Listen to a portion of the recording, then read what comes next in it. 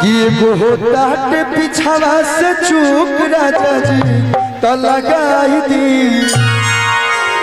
देखिए सब लोग टू बनावा तो मन करता हम छोलिया के हूँ टू ले आइए दीदी। चलिए एक पर काम कर जी दशहरा बाद वे म्यूजिक से चोलिया के हुक टू हम भी लेके आ रहे हैं। नागिन टू लेके होते हुए नागिन 3 चोलिया के हुक टू तो बना था। एक बाद से चुहुर चुहुर टू आएगा लेकिन पहले वन गाले में था कि एगो होता है पिछावा से चूक राजा जी तो लगाई दी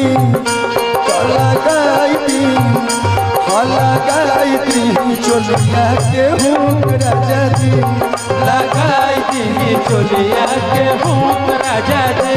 ओहो किसिया भी झाड़ लेनी पहन लेनी साड़ी लाली लगाई लेनी रूपवा सवारी। किसिया भी झाड़ लेनी साड़ी लाली लगाई लेनी रूपवा सवारी। एगो होता है पिछावा से चूक राजा जी एगो होता है पिछावा से चूक राजा जी तो लगाई दी चोलिया के हुक राजा जी लगाई दी चोलिया के हुक राजा जी लगाई दी चोलिया के हुक राजा जी।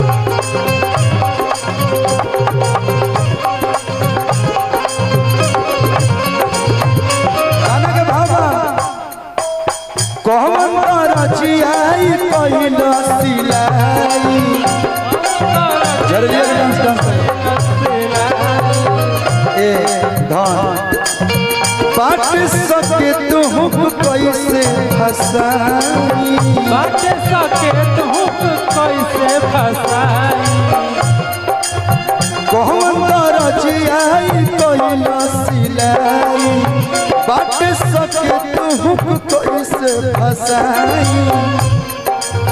हो रउआ बूझी ना रउआ बूझी ले नहीं हमर दुख राजा जी रउआ बूझी ले नहीं हमर दुख राजा जी तो लगाई दी चोलिया के हुक राजा जी तो लगाई दी चोलिया के हुक राजा जी चोलिया के भैया कि पहले पेमेंट एडवांस होई तब झरेलिया के डांस होई समझे।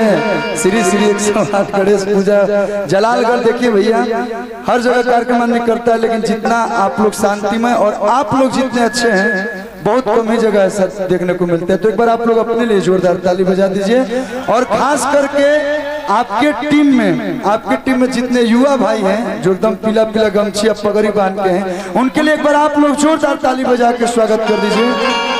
हर जगह प्रोग्राम में का होला कि जो नया नया लड़का होला तो हम नहीं हंसते क्या मतलब 24 25 30 के जो नीचे भाषा ओने के प्रोग्राम में मार कर ला। लेकिन पहला ऐसा जगह है जहाँ पे सारे यूथ नीचे अपना कार्यक्रम को बहुत अच्छे तरीके से चला रहे थे। इसके लिए दिल से लव यू और आप लोग को दिल से स्वागत अभिनंदन है। एक गाना भाई लोग खातिर डांस करब हम पहले पेमेंट एडवांस हुई तब झरेलिया के डांस हुई और आप सबके बीच ही गाना यूट्यूब पे आ चुकल बा। अरे कोटा तावे नाई ठमरोते